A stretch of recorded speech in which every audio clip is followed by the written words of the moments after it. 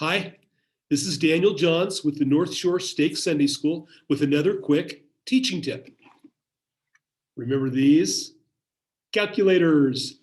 I remember when we had our first calculator in my elementary school, and none of us had ever seen them before, and we all thought they were the coolest thing ever, and we found out that you could even write little messages on it and hold it upside down and have little cool words like shell, oil, and igloo, and some other things. But now we all have them on our phone, and they are certainly a saving grace if math is a challenge for you, as it is for me. One of the things I always struggled with was percentages. And I do pretty well with tithing, and 10%, that's an easy one. But we get to other percentages that can be a little bit rough. Well, speaking of percentages, what percentage of the time in your class are you speaking, and what percentage of the time are your students speaking? If you're spending about 90% of the time doing the talking, then it's become more of a presentation than a class. What we're doing in our classes is not a talk in church, and it's certainly not a podcast. It should be at its best an exchange of ideas and sharing of inspirational things that help lift and motivate and uplift.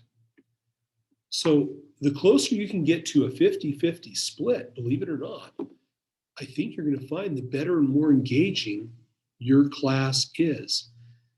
And that brings the next challenge, which is how do you get people to participate? Plenty of people are happy to just sit there and listen and not be a part of it. The problem with our virtual learning is now everyone, if they want to, can sit on the back row and hide out and not have to actually be active participants. Don't be afraid to call people out. You certainly don't want to embarrass anybody if you know they're completely distracted. But if you learn to read faces, then you can often tell when somebody's got a thought and maybe just quickly, what are you thinking? Sometimes when somebody comments in your class, rather than moving on to the next person or the next topic, throw it back out to the class. What do you think of what she just said? Or maybe somebody in your class shares something powerful that happened to them. How many of you have felt that same thing? Show me your hands. Just having the hands raised can often be a way to add participation and maybe a way to invite people to participate.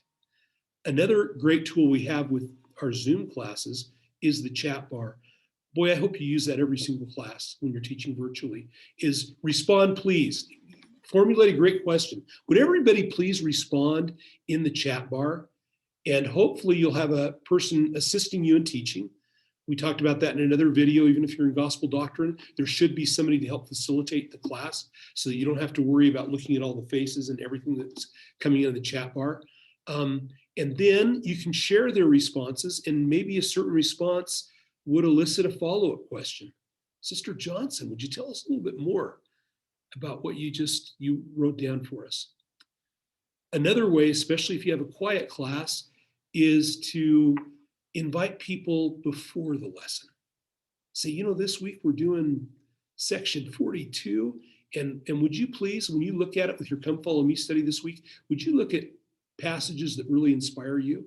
Or we're going to be talking about this specific topic. Would you think about that and how that's blessed your life and be ready to share some things with us? Get several people to be involved that way.